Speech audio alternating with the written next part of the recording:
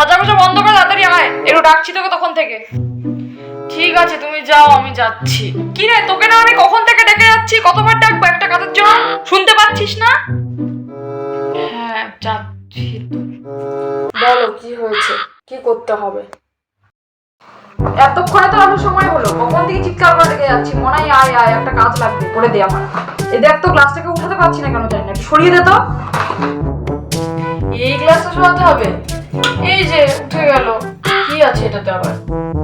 যখন সরেই গেল তাহলে কার জন্য রেখে গেছিলি? জানোয়ার মেয়ে একটা, বলদ কথা করে তৈরি হয়েছে, কাজের লোক মতো আছি।